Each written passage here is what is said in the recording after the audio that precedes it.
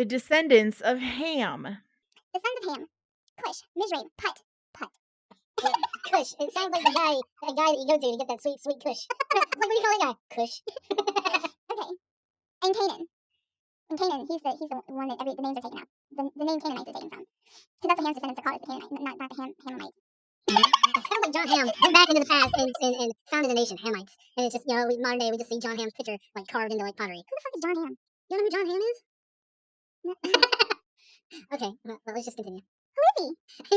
John Ham was on Mad Men. Oh, Don Draper. Why didn't you just fucking say that? The sons of Kush. I know his actual name. I don't care what his actual name is. Okay, fine. Sons of Kush. Who are our dealers? Sons of Kush. Siva, Havila, Sabta, Rama, and Sabteka. Who the fuck remembers these names? I don't know.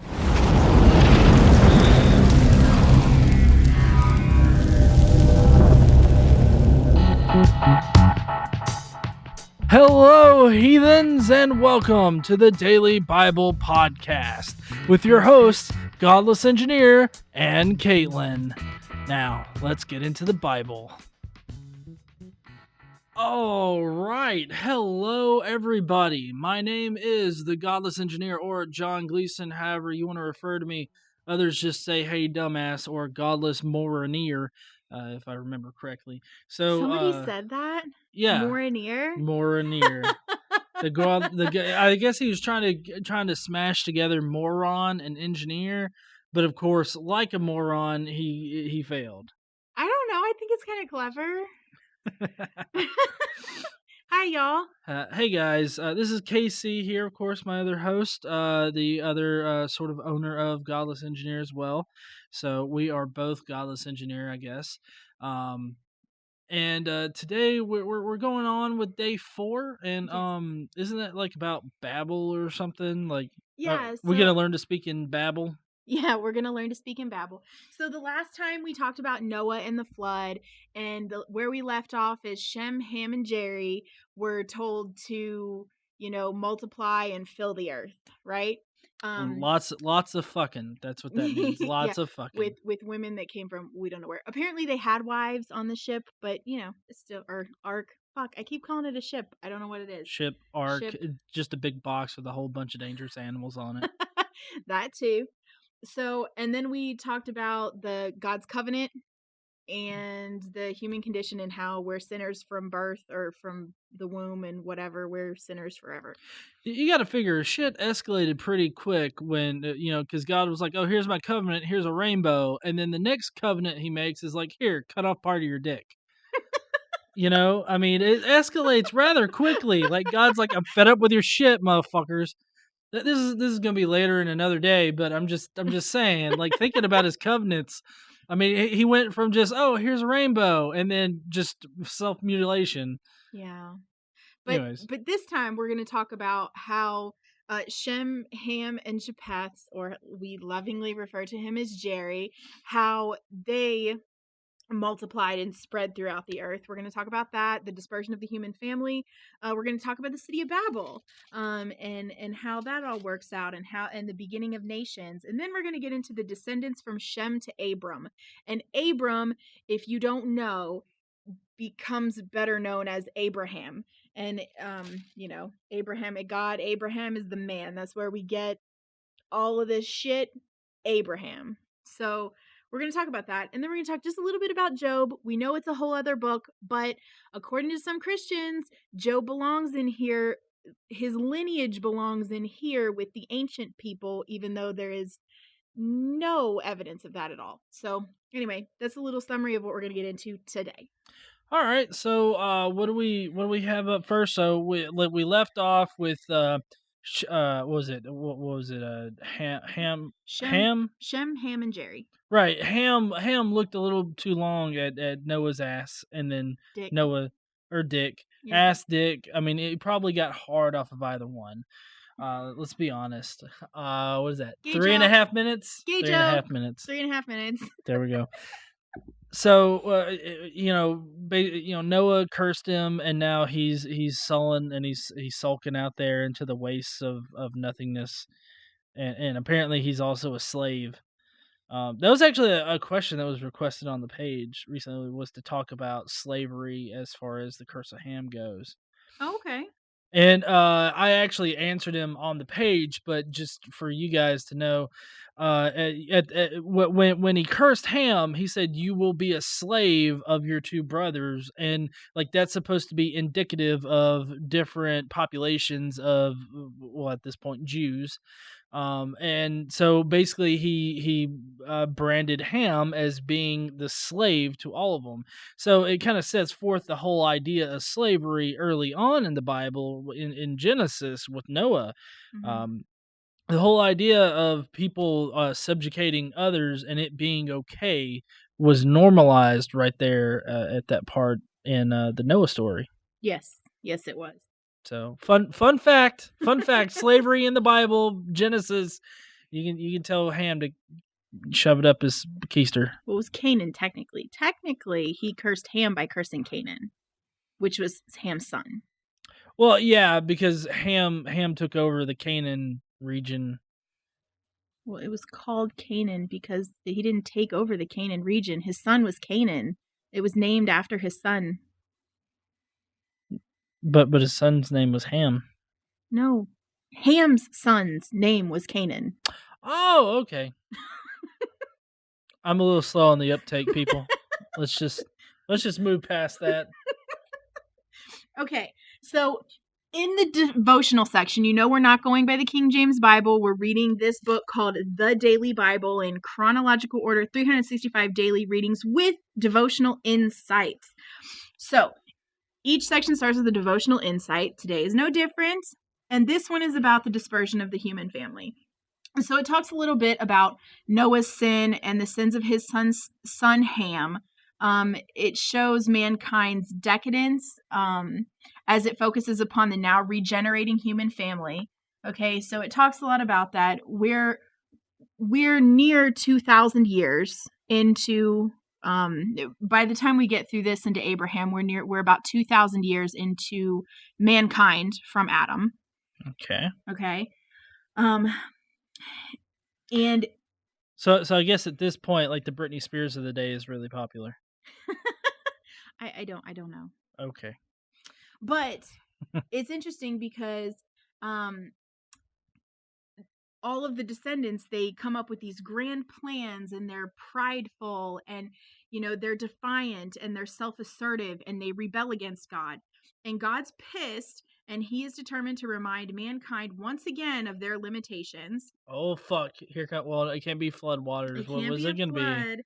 So in order to break the self-willed strength found in unity of man, okay, God intervenes with his creative and divine power to confuse their language and scatter mankind throughout the earth. It is the beginning not only of diverse languages, but also of diverse peoples. For the first time, mankind is divided into clans, nations, and even the various ethnic stocks. So you're telling me that in order to explain why there are different people in the world, they had to make up a fantastical story about how God basically created them just to confuse man and prevent us from uniting as one. Yes. Wow. And it's interesting because, some people call the God of confusion, God, the God of confusion. Is he yes? Is he no? I don't know. Different parts of the Bible say different shit. I watched a great video today. Is there any way to link it here? Well, I mean, yeah, there's a description box down below. It's actually NonStampCollector. He's a really good YouTuber. I'd definitely check him out. Yeah, super awesome video about the God of confusion. It's great. It's awesome. Check it out. Okay, so my first question, we're 8 minutes in, still don't have a question. So my first question is, how did people change ethnically? Did God just be like, hey bitches, y'all are too fucking unified and I don't fucking like it, so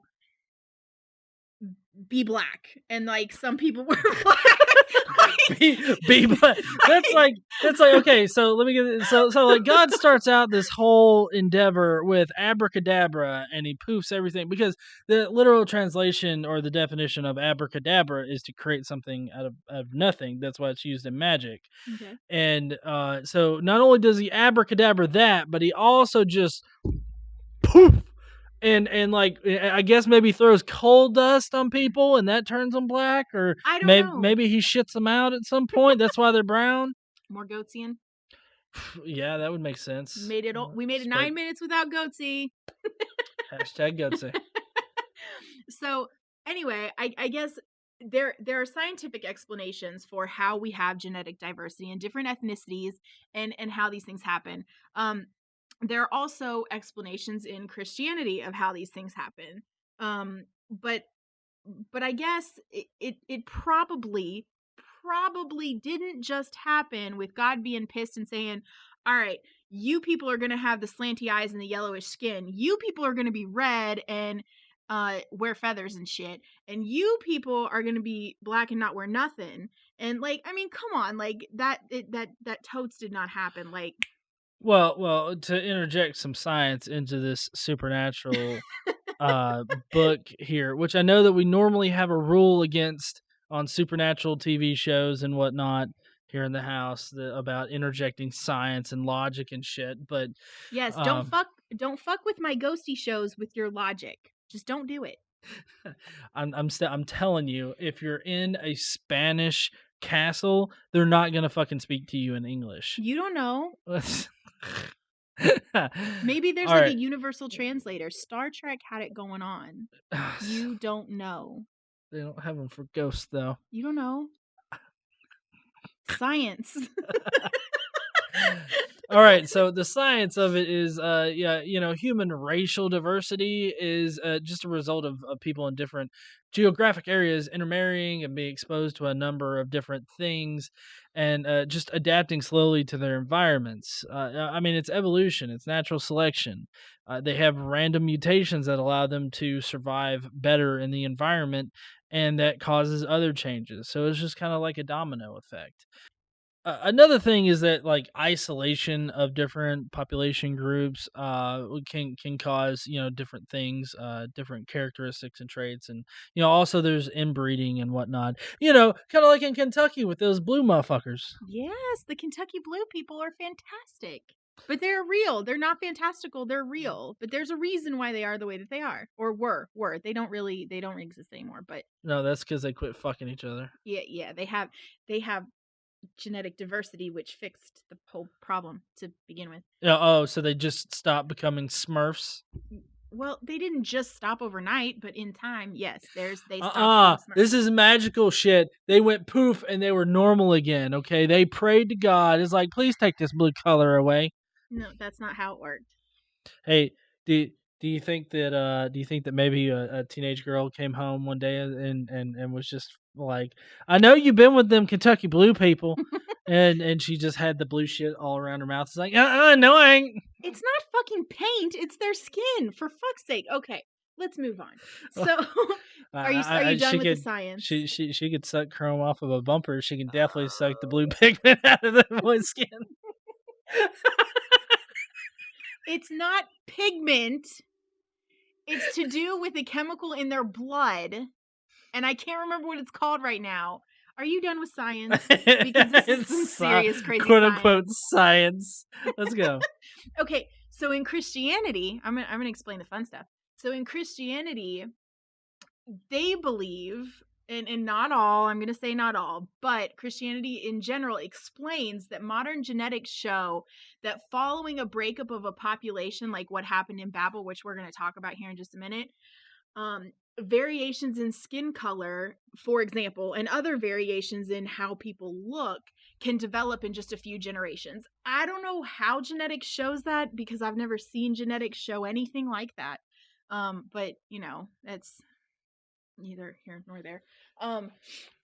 Christianity also claims that there's evidence that various people groups that we have today have. Whoa! Hold on, evidence? Yeah, that doesn't seem like Christians like at all. Well, there is actually no evidence of this, but they say that there's evidence that various groups of people that we have today, like Asians, blacks, Caucasians, I don't know, all the different kinds of fucking people. The purple ones. the Aboriginal kind of people, Hispanics, like that all these different kinds of people have not been separated for huge periods of time. I don't know what evidence they have of this. I have never seen any evidence that people have not been separated for huge amounts of time, and that's how these different looks and shapes and characteristics happened. Well, if you really want to go the scientific route, we all kind of exited out of Africa like about between 2 and 3 million years ago, I want to say. So, I mean, I guess it depends on your definition of what huge period is. I don't know. If you want to say huge, as in the percent that hominids have been a people group or whatnot, I think that it is particularly huge because it's like most of most of humans' existence on Earth. We've been diverse, we've spread out. Well, but what they're saying is that, I mean, this goes along with their claim that the Earth is only 6,000 years old. 7,000 years old. Fucking numbers. So that's what they're saying is it doesn't have to be millions of years for these things to happen. There's evidence somewhere, I've never been seen it, that says that it can happen in a very short period of time. Well, we are also talking about people that think that animals on the ark produced all the diversity of life that we have today, which would have resulted in like something like 11 new species being pooped out of these animals a day, like literally pooped out. Like not literally, like you don't poop out of lady bits. That's not. You also don't flood the entire Earth with a fuck ton, a literal fuck ton of water. Quadragentillion. Yeah. So I mean, I don't know why you're trying to bring rationality into this. They can poop out animals if they want to. All right. I mean, I thought that was the whole point of this podcast was rationality.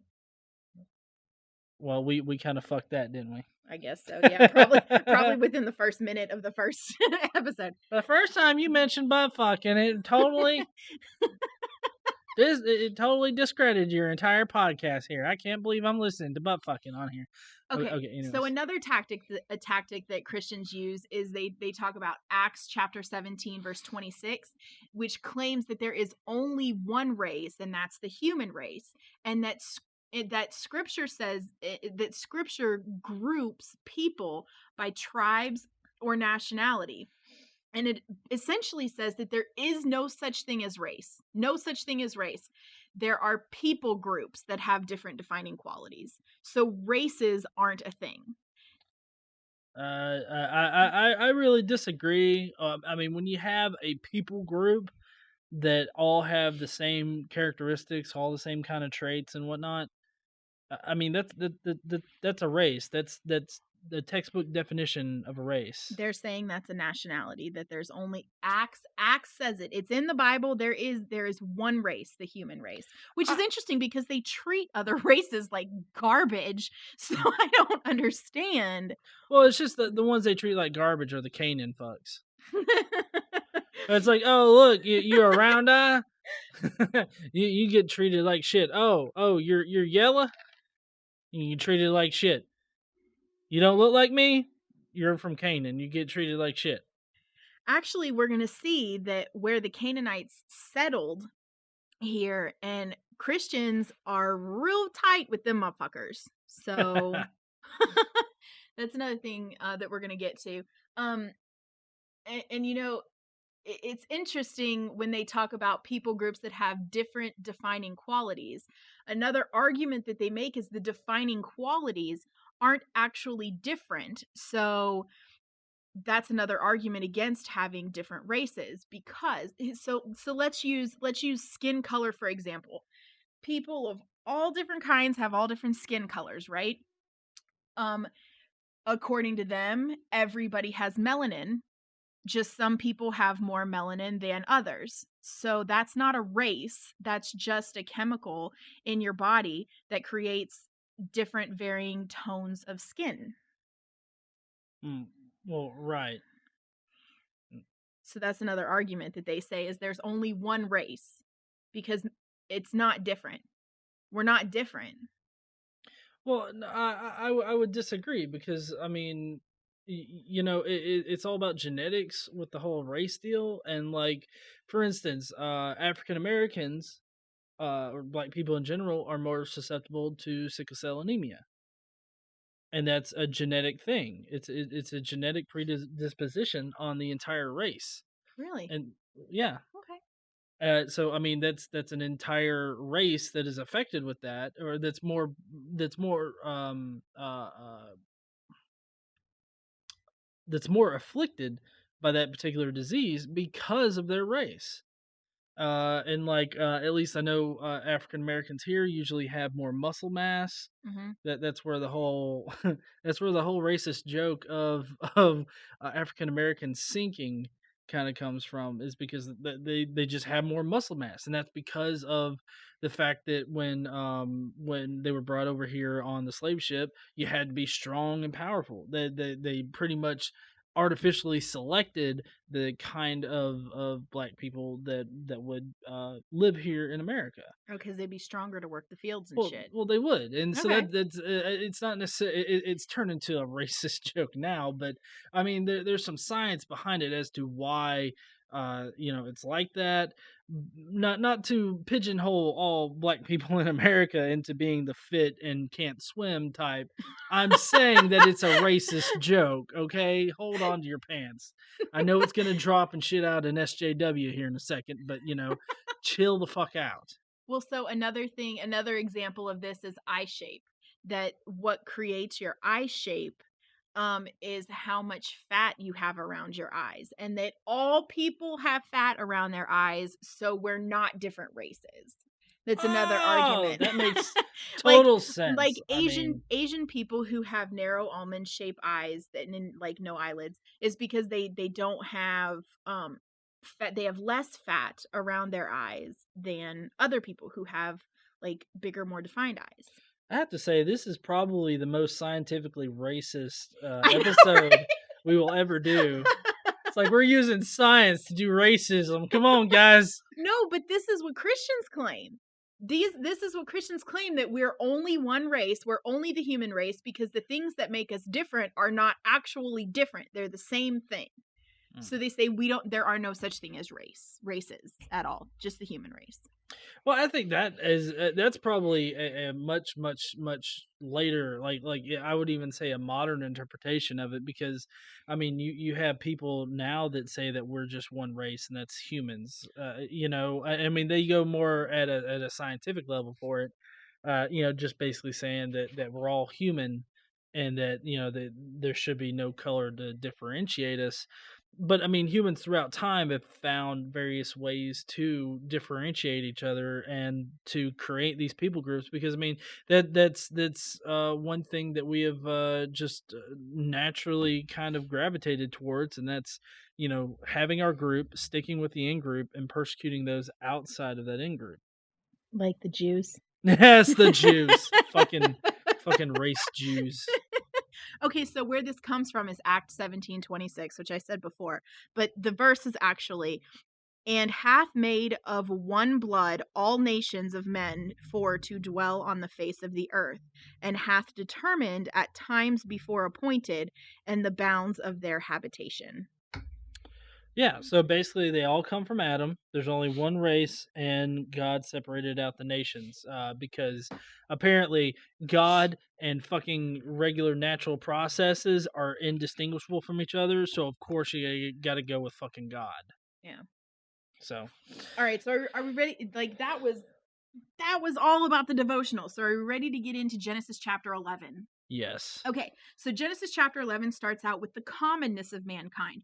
The whole world had one language and a common speech. As men moved eastward, they found a plain in Shinar and settled there.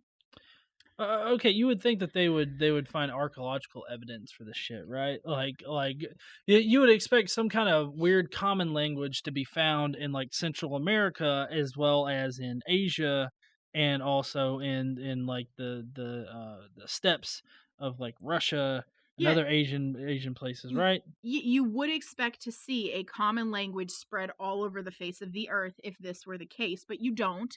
Apparently, this is before recorded history, so I don't know really how we know any of this at all to be true, other than the fact that the Bible says so. Well, yeah, the Bible says that God wrote it, and He penned it with His lightning dick. You know, I mean, at least that's what He did with the 10 Commandments. I can only assume that he uses lightning dick for other writing purposes too. Makes total sense. I know. Okay, so anyway, moving on in chapter 11, they say unto each other, and this is all the people that, the people that are settled here, come, let's make bricks and bake them thoroughly. They used brick instead of stone and tar for mortar. What?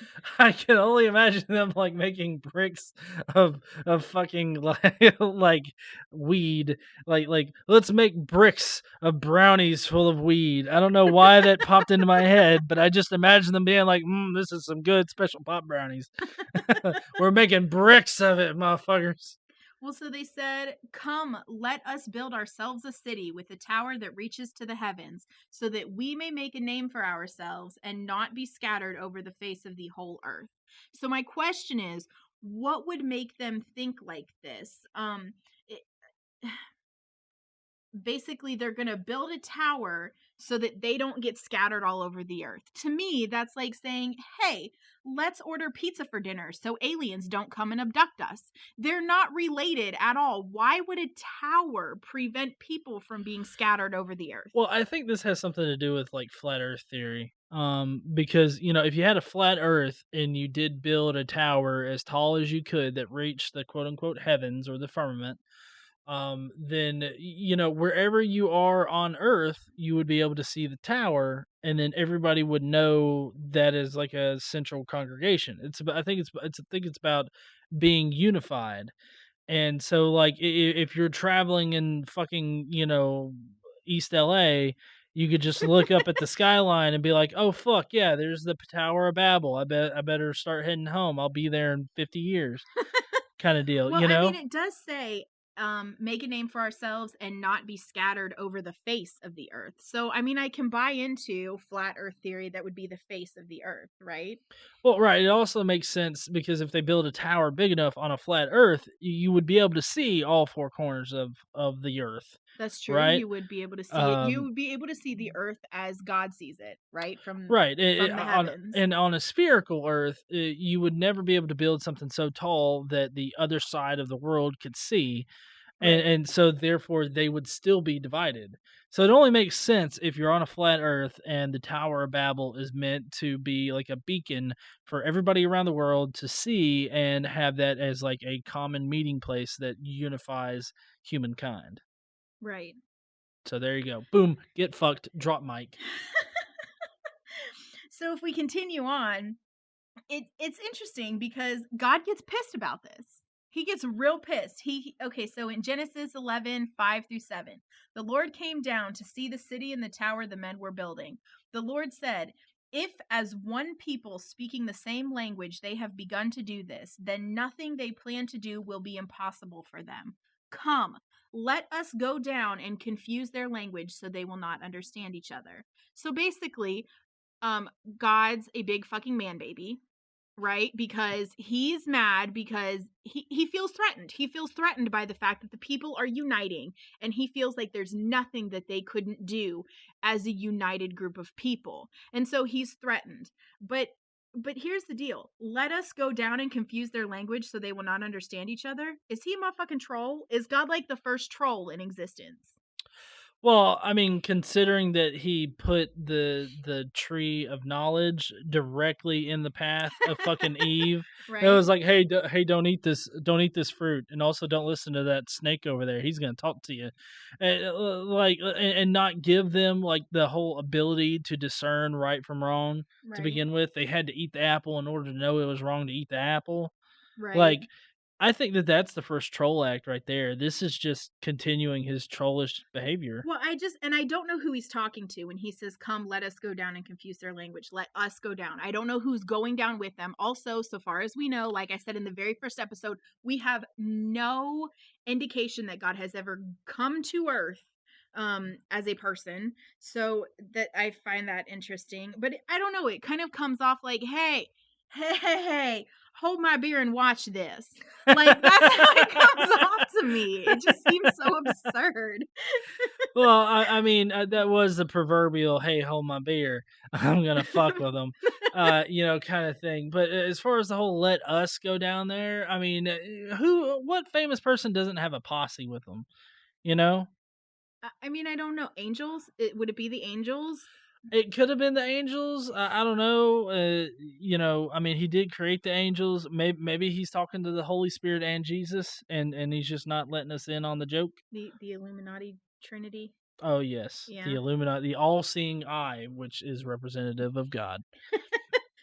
Okay, so their language is fucked. Everybody speaks different languages. They can't fucking talk to each other. The Tower of Babel. So the Lord scattered them from there over all the earth, and they stopped building the city. That is why it was called Babel. Okay, so that's what. Okay, go ahead. So let me drop a little knowledge on you about language. Babel, Babel, is a city, right? A mythological city in the Bible. Babel, Babble, is speaking rapidly in a foolish and incomprehensible manner. Those two things, not the same thing. Also, the city Babel was not named for that reason. The origins of the word Babel are Middle English, and the first recorded use was in the 1800s. So this did not come from this. This is absurd. Well, I mean, please don't leave it up to Christians to actually to not do the research and spread fake news, because that's what this is. But I mean, it just seems like they were trying to try to rationalize what exactly happened here. And I mean, when you try to do that, you end up coming up with crazy shit and then attributing it back to all the way to the past. Like, for instance, nowadays when people say that, like, the Bible is totally against slavery, that's bullshit. You're Right. applying a current interpretation and saying that it applies across time when it really doesn't. Across time, slavery was very much okay by the Bible. Like, I don't see how you can really say that when the Bible has strict rules on how exactly to beat the fuck out of your slave. Like, as long as you beat your slave and he lives 3 days he lives 3 days after you beat the fuck out of him, you're cool. It's fine. It's cool. Yeah, but if he dies, you're fucked a little bit. You're probably going to get a fine.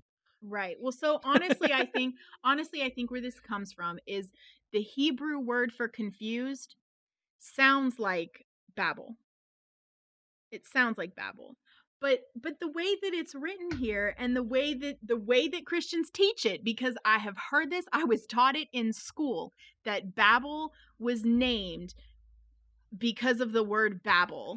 Okay, so basically Joshua Feuerstein, he has this whole argument that he was putting forth a while back where he was trying to dissect the word universe. So it says uni meaning one and verse meaning like spoken word.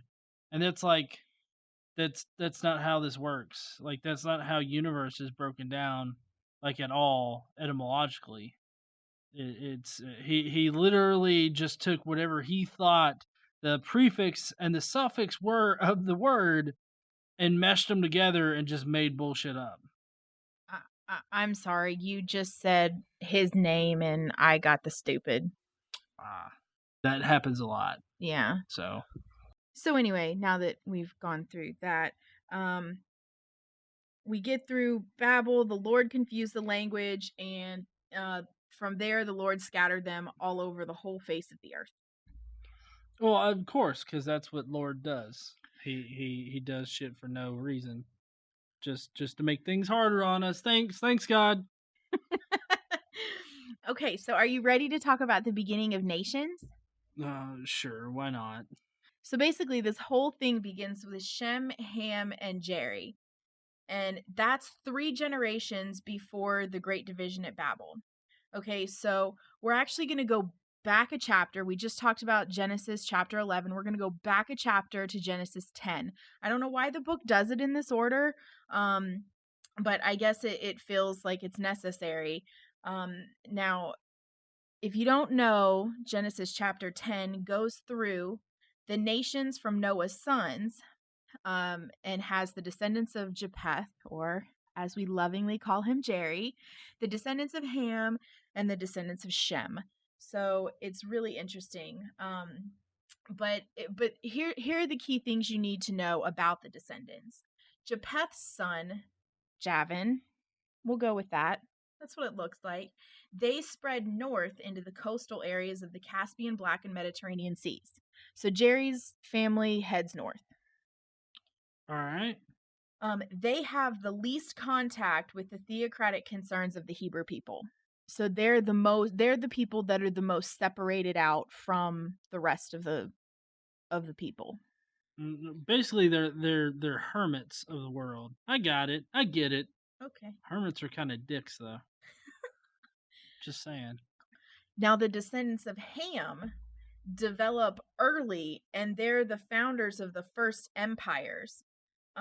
Whoa! They're the founders of the first empires. Yeah. So in the devotional insight section of this, it says Ham's descendants will settle in the warmer climates of the southern portions of the earth and will populate the Egyptian, Canaanite, and Arabian nations. Of particular note among Ham's descendants is the great warrior Nimrod. And was he a fucking dumbass warrior? Was it like, hey Nimrod, get over here, and he's like licking the walls or something? I don't know. I don't actually know how we get I don't know where the word Nimrod comes from. But I know what people use it for now. Obviously, it's because I can't. Obviously, it's because Nimrod here was licking the walls while he should have been fighting somebody. But the important thing that you need to know about Nimrod is he is the first leader of record to establish a monarchy. I don't know about that. I mean, there's the earliest record of a monarch that we have is actually an Egyptian king that's only identified as the Scorpion. And wait, the Scorpion King? Yeah, so basically, he looks like the Rock, and he's got a scorpion body, and so I mean that was actually the first. Okay, I'm bullshitting on that part, but seriously though, there about 5,000 years ago, the first like historically recorded king was an Egyptian king, only known as the Scorpion, and that's what we have archaeological evidence for, right? There's other Sumerian. There's other like Sumerian kings that were just kind of written down at one point. Okay, so there are some definitely before, but they're just written down. We don't have any archaeological evidence of them. Right. The only piece of evidence we have, I believe, is just kind of like a shopping list of kings that was written down all at once. Like binders full of women? Oh, definitely binders full of women. Okay.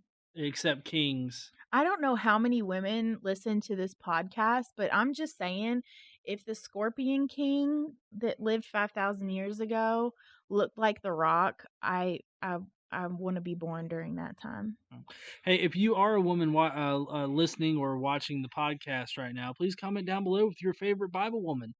There's only a few of them. They're not mentioned much. We'll talk about that a little more today.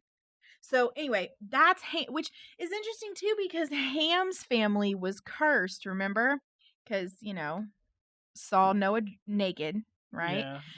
So Ham's family's cursed, but they established the first monarchies according to the Bible.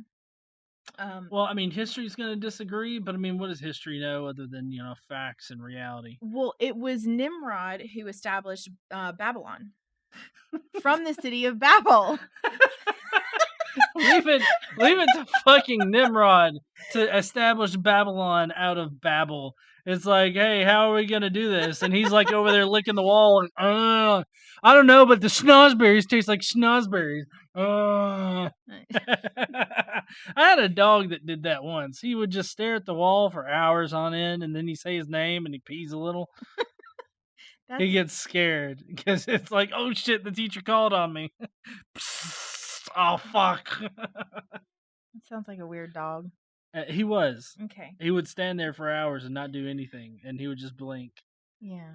And then you like push him a little bit, and he literally would just correct himself and get back into his position. Oh, I thought you were gonna say you were gonna push him and he'd fall over like cow tipping, but with a dog. He's a bit more resilient than that. He's like, nope, I'm still awake. I'm just sort of standing here. Okay, so then we have Shem's descendants. Okay, and they're known as Shemites, in case anybody wants to know. How fucking original, I have to say. Shemites. And later on they'll be known as the Semites, and they will settle primarily in the region of Mesopotamia between the Tigris and Euphrates rivers. But from the earliest Semite descendants will eventually come the Syrians, Assyrians, Joktanite Arabs, and most importantly, the Hebrews. I don't know what Joktanite is, but sounds like a Wolverine's metal, adamantium. Joktanite. It's just the more brittle and bitchy version of adamantium. Did you say it's bitchy because I said it? No. I'm gonna stab you with my red Jesus pin. God damn. Okay, let's just move on from that and think it didn't happen. Okay, so let's talk about the nations from Noah's sons. Are you ready for this? Oh yeah. Okay, so this is the account of Shem, Ham, and Japheth, Noah's sons, who themselves had sons after the flood. Wait, so this is where we read off all of the descendants and everything? Yes, this is Genesis chapter 10. All right, I would like to actually start this off very special, okay? Okay. Number 1, engage. The descendants of Jerry.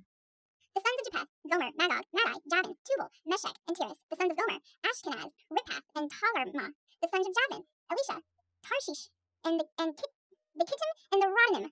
From these, maritime people spread out into their territories by their clans within their nations, each with their own language. Does anybody really care about any of this? The descendants of Ham. The sons of Ham, Kush, Mizraim, Put. Kush. It sounds like the guy that you go to get that sweet, sweet Kush.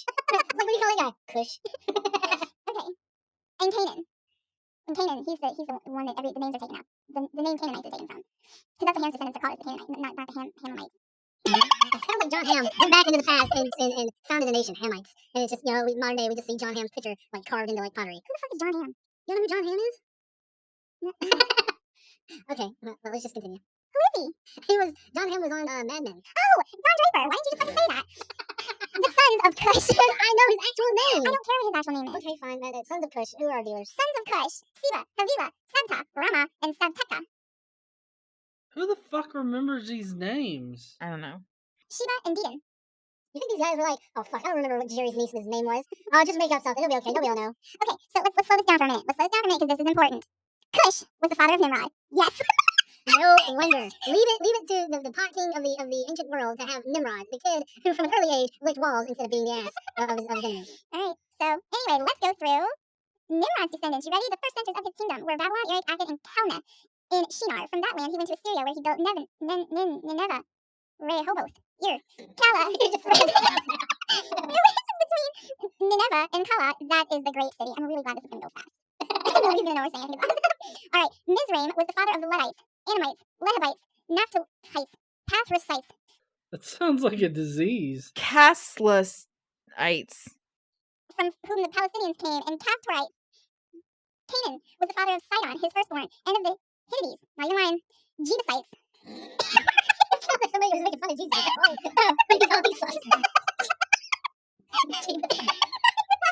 They're parasitic Jebus people.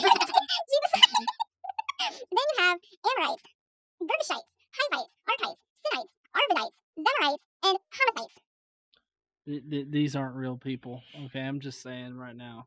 There's no. They would definitely get their ass kicked. Are you part of the Hivites? No, I'm the Shanna-ding-a-ding-along dites. Did you say dyke? No, dite. Nimrod. All I heard was dingaling. Oh, okay. All right. So later, the Canaanite clan scattered the borders of Canaan, reached from Sidon toward Gerar as far as Gaza. That's a real place. Gaza. Verify the Bible. Gaza. Gaza is a real place. It's in the Bible. Proven the Bible with science and geography, bitches.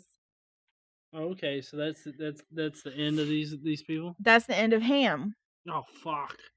We still got Japheth and shit, don't we? No, we did Japheth first. We have Shem. Oh, okay, Shem. And Shem is important. Do you know why? Because from Shem descends Abram. Dum dum dum. All right, so are we ready to, yippee-ki-yay motherfucker through the Descendants of Shem? Let's go. Warp speed. Sons were also born to Shem, whose older brother was Japheth. We already know that. Shem was the ancestor to all the sons of Eber. The sons of Shem, Elam, Asher, Arphaxad, Lud, and Aram. The sons of Aram, Uz, Hul, Jether, and Meshech. Arphaxad was the father of Shelah, and Shelah the father of Eber. Two sons were born to Eber. One was named Peleg because of his time the earth was divided. His brother was named Joktan. Joktan was the father of Almodad, Shelep, Hazar Meveth, Jerah, Hadoram, Uzal, Diklah. Yes, I said Diklah. Obal, Abamel, Sheba, Ophir, Havilah, and Jabab. All of these were sons of Joktan. All the regions where they lived stretched from Mesha toward Sephar in the eastern hill country. These are the sons of Shem, by their clans and languages, in their territories and nations. So finally, in Genesis 10:32, the people disperse. These are the clans of Noah's sons, according to their lines of descent within their nations. From these nations spread out over the earth after the flood. Phew, I'm tired. Are you tired? A little bit. Yeah. That moved really fast. Right? Okay, so are you ready to talk about the descendants from Shem to Abram? More descendants? Well, fuck. Well, this is Genesis. This is why people don't start with Genesis. But listen, Shem to Abram, it's not a list. Like we just went through. I mean, it kind of is a list, but we're just going to talk about the main points of this particular list because we already went through. I mean, like just went through. You couldn't really make out what we were saying because it was going so fast, but just went through the descendants of Shem. But this next section, you'll see why. You ready? Okay. So one of the things, for some reason, it's important to point out for the Genesis record to trace Abram's ancestry back to Shem, who through his father Noah descends from the first man Adam. So my question here is, why is this important? Why is this an important thing to note? Doesn't everyone descend from Adam? Well, I mean, possibly not. It really depends on which books in both Jewish and Christian lore you take into account. Like if you take some Jewish folklore into account, Lilith is in the picture too. And Lilith was Adam's first wife, right? Well, yeah, he was, or she, not he. She was. It's Adam and Lilith, John, not Adam and Stillith. Goddamn. But yeah, she was Adam's first wife, who was coincidentally made of the same dirt as Adam was and stood on a level playing field with Adam. That's of course why she turns into a demon fucker later. Because she wouldn't be subservient to him. Right. So she left Eden. Mm-hmm. She left Eden and was like, fuck this shit. Not coming back. Get fucked. Okay, now, if I'm remembering correctly, part of the Lilith story is that she ends up hooking up with Archangel Samuel, right? Yeah. So I wonder if there are more people on Earth, could they have come from Lilith and Samuel? Well, that would mean that there's some Archangel motherfuckers out there, like half Archangel guy. I don't know what that would look like. Well, half Archangel, half demon, because once Lilith leaves the garden, she's not human, right? She's demon. And we know she's immortal because she didn't eat the apple, right? So isn't she like... She did leave before all that. She also wouldn't know right from wrong. She would have no moral conscience. So the bitch just walked around naked for all eternity? You see a woman walking around naked in like New York City, could be Lilith. or a crazy person, maybe you should stay away from somebody like that. Well, if she's a demon, then she's definitely fucking, you don't touch her. I mean, that's something that penicillin can't clear up. Demon is something penicillin can't clear up? Fuck so if no. you touch a demon, you get, like, demon? Why not? Like, I mean, if you stick your dick into a demon, I mean, come on. There's no way you're pulling out of there without horns. the dick would have horns on the dick? Yeah, on the dick. The dick would have horns. We are really getting out into left field here. This is the Bible. How do you think they made this shit up in the first place? It's like, no, the dick isn't gonna have horns, okay, Shem? God damn it. Put your dick back in your pants, man. They sat around a table and they're like, all right, this is the brain trust. We're going to sit here with this whiteboard and this fucking marker, and we're going to figure out this shit and then figure out to tell people what the fuck happened here, because this shit's fucked. All right, but can we just go ahead and put a rule in here? No butt fucking, okay? I don't want Shem getting near my asshole. Well, Shem wasn't really interested in men. That was Ham. Well, that's what you think. Maybe that's why there's so many gays in monarchies. We're really off track. Yeah, we are. Okay. All right. So we have the account of Shem. All right. So we have, and we made up names. We made up special names. We know you love this part. You ready? Shem's sons: Artie, Sheila, Uber, Pegleg, Ryu, Serge, Whore, and Terry. So Whore is just so wide open to people. I mean, you can just tell by the name. And technically those aren't all Shem's sons. Those are also Shem's grandsons. But the point of this section here is to show that from Shem to Abram, Nahor, and Haran, which are his let's see here. Some fucking another. Great grandsons or something. The point of this section is to show that the life expectancy of men is gradually declining. Okay, so at the time of Shem, people still lived several hundred years. But when we get down to Abram, Nahor, and Haran, they live about 200 years. And they start having children in their 30s instead of having children in their 100s. Like they basically, their life expectancy is gradually declining. And so that's the point of this section. And it's kind of interesting. Shem only dies 25 years before Abraham is born. Well, honestly, I like how they just randomly have the life expectancy declining and shit. I mean, there's like no rhyme or reason to it. It's just like, oh, you're born, you have less time. Okay, so just to give you an idea, Abraham, or Abram, at this point in time, he's known as Abram, will become known as Abraham. Shem is Abram's 8 times great grandfather, and he only died 25 years prior to Abram's birth. I mean, goddamn, can you just imagine? It's like, where's great grandpa Shem? Yeah. He's laid up in the bed because he can't walk. His legs are ash, motherfucker. He can't talk. He blinks in order to get a drink. It's like, you want this whore there, Grampy Shem? Oh. Well, and by the time we get around to Abram, there is only 2,000 years between Abraham and Adam.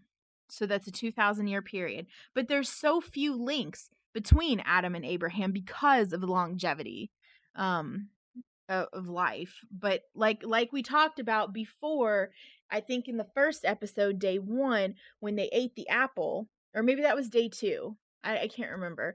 But anyway, when Adam and Eve ate the apple, that and some people have disagreed in the comments, and we're going to talk about some of that when we get to our comments video. But when they ate the apple, humans became mortal, and the life expectancy is going down the further we get from the fact that humans initially were immortal. Right. But we will talk about those comments that y'all have. So please leave more comments. Yes, let's talk about more shit. Okay, so this next section here, now Tara, because we kind of rushed through all the genealogy and you didn't get it because nobody really fucking cares. Terry. Well, I do want to interject something real quick. Oh, okay. Well, just for reference, like up until this point, that's how like Ken Ham gets his whole 6,000 fucking years. Oh yeah. Yeah, he basically counts up all the lifespans of all these fucks. Yeah. And then that's how he gets 6,000 years. And of course, that is the most mathematically sound way to date the Earth to 6,000 years, counting up the life expectancies of a fucking mythical story. Well, yeah, and here's the other thing I'd really like to know. When it comes to all of these descendants and so begat so and begat this person and that person, it's really boring.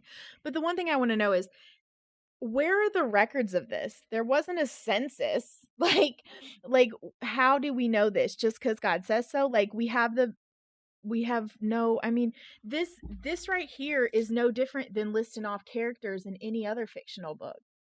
Well, yeah, but Harry Potter wasn't written by God. And no, but I mean, I don't like to use Harry Potter because a lot of people do that all the time. They're like the Bible. You do it a lot. I do, because I think it's perfectly comparable. I mean, they're both mythical stories. Well, so I mean, Harry Potter's fiction, not myth. Well, so let's use the Lord of the Rings. Okay. Let's use the Lord of the Rings. There's all kinds of different mythical creatures in the Lord of the Rings. You have people with all kinds of weird names and lands with all kinds of weird names. So it kind of matches up. Yeah, trees talk in that. So, that's pretty applicable to this. So I guess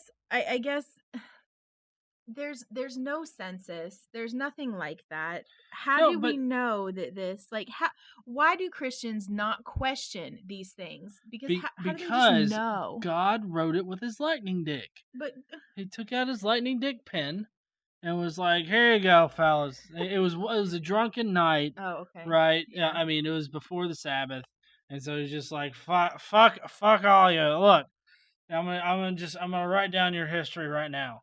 Fuck you." I'm gonna name this motherfucker Peg Leg. Hey, you're a whore. The name is really like Nahor, but nah whore. We just got nah whore. All right, so yeah. Anyway, let's move forward. So Terry, which I think is like the seven great grands following Shem, right? Terah is the father of Abram, Nahor, and Haran. And Haran is the father of Lot. Now everybody kind of knows a little bit about Lot, right? We're going to learn more about Lot later in another book. Oh, you mean the guy that was going to give up his 2 daughters to be violently raped by the crowd instead of the angels? Sure. That fucker? Mm-hmm. Okay. Yeah. Father of the year. Hashtag Father of the Year, Lot. Abram and Nahor take wives. They both married. The name of Abram's wife was Sarai. Now, they become Abraham and Sarah because that's more acceptable to Anglo-Saxon.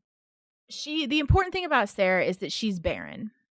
And women in this time, which we really didn't mention any women because women aren't mentioned in the Bible. There aren't books about women. And in fact, when they name all of the descendants of all of these people, they only name the men. And even though they say were born, it's interesting because who the fuck were they born of if you don't talk about the women? But they don't have to talk about the women because all women are supposed to do is pop babies out, I guess. Well, yeah, pretty much. I mean, that's what Abraham reduces Sarai to later on because she's barren, and like 600 fucking years old or something. She's not 600. She's like not 600. Well, she's like 120 or something when the shit goes. When like, oh, I'm barren. Why don't you take up this slave girl and have a son through her. Yeah. Well, we're going to talk more about that next time when we get to the period of the patriarchs and about Abram and all the other. Wait, there's still a period of the patriarchs? Didn't we just cover like a whole bunch of fucking patriarchs? No, so what we just covered were the ancients. Okay, and actually we have one more ancient to talk about. And then the next section is about the patriarchs. Okay. So that this whole section through Genesis chapter 11 is the ancients. And then in Genesis chapter 12 you start talking about the patriarchs. Okay. Apparently there is compelling evidence that Job, the righteous sufferer who has a whole book dedicated to the shit that God did to him, belongs genealogically, is that the word? With the ancients. That his lineage traces back to the ancients and he should be among the ancients in time. I don't know what this evidence is. I couldn't find any evidence of it. So if you have evidence of it, please leave it in the comments and let me know, because I had a really tough time finding compelling evidence that Job was born to one of these clans of people. But apparently he lived soon after the flood. Now, other Christians say that Job never really existed and that the book of Job is simply a parable to basically tell people always have faith in God and believe, and no matter how much you suffer, worship him and you'll be rewarded. Well, honestly, it's kind of ironic because the entire Bible is pretty much a parable. Yeah, it's a way to teach, a society how to live, and it's a way to teach their history and everything like that. Not in an accurate way, of course, but it's still a way to teach the culture. Well, yeah, through parables. Well, yeah, and in ancient times, when you just have manuscripts and you have very little written word, to be able to tell people where they came from. I mean, there's stories of their heritage and things like that, and people still do that now. I mean, but people now don't put it together and shit that they don't really know. And it's like, I'm not going to go on Ancestry.com and find out that maybe I could be royalty from somewhere. And so I'm just going to write a book about that. And it's the truth. Like, come on now. Yeah. I mean, you could do that. I mean, it would be just as valid as the Bible is, as long as you can convince people that God wrote it with his God dick. Well, why wouldn't they read it is it because I'm a woman? Well, there's the fact that you're a woman, and ironically, they're very against new shit that God does. God can't do new shit? Well, not really. I mean, anytime you think about somebody saying, "Oh, God did this," it's like, no, God didn't. You always have some sect of Christianity that's out there no, that's bullshit. God didn't say that. Yeah. So, I mean, they all disagree on what God actually does. So I don't see how any one particular version of Christianity can have the absolute truth when they disagree with each other on almost every fucking thing about God. From the same book, which is crazy. And then Jews are like, fuck that whole New Testament bit. And and instead of the New Testament, Islam, they've got the Muhammad. Yeah, both of those are Jesus was a homely motherfucker. That's all he was. Y'all getting all twisted over nothing. Yeah. So anyway, that's all we have for today. And like I said, next time we're going to talk about the patriarchs. We're going to talk about the call of Abram, and how Abram dishonors himself in Egypt. The separation of Abram and Lot. The defeat of the kings. There's a little bit in here about Sodom. So yeah, we're going to talk about that stuff next time, which covers Genesis chapter 12 through 14. Oh, awesome. More Genesis. So much more Genesis. I think you can hear the excitement in my voice, but I'm dedicated to getting this shit done. We don't get out of Genesis. We're going to be in Genesis for a while. But that's fine, because Ken Ham says that Genesis is the most important book ever.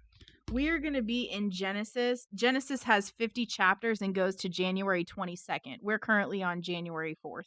So we've got a ways to go through Genesis. Yeah, the book is set up by days. It's a chronological order, 365 daily readings. So the point is you're supposed to read one day every day, and you're supposed to do it with the days of the calendar. But, we're busy people. We don't have time to record one of these bitches per day and edit it and get it up and make thumbs and all those kinds of shit. So we just on top of all the other shit that we do, including work. Wait, you have a job? Oh, fuck yeah. Oh. You think this shit pays for anything? Except for Resident Evil games? I know I don't get paid to do any of this. Well, not with money. All right. I hope y'all enjoyed this time. And I guess we'll see you next time. Yeah, this is posting on our Thursday show. Mm-hmm. So we will be back next Tuesday. We will appear first on SoundCloud, so if you want to do that, you can go down below and follow us there on SoundCloud to get it first, or you can wait until about noontime, and you will be able to get it on YouTube then. Either way, you're supporting the show, supporting our efforts here, and regardless of how you feel about the Bible, this shit's got to be entertaining to at least some people. I don't know. There's probably 10 people out there that like it. You know what I can't wait for? What? Is a Christian to come on here and be like, "What's this fucking bullshit? This isn't anything that the Bible teaches. What are you talking about? You're reading out the Satan's Daily Bible." Well, they're gonna say we took it out of context, and we'd be like, "Bitches, I'm sitting here holding a Bible." Well, I mean, anytime you question like the Bible, it's like you taking it out of context. Yeah, I didn't fucking say anything yet. I don't even know what you're on about. So, but I hope that you guys will join us next Tuesday. And I guess we'll see you guys later. And don't forget to stand up and use your voice. Goddamn, we're gonna need it this year too. Yeah, we are. See y'all later. Bye, y'all.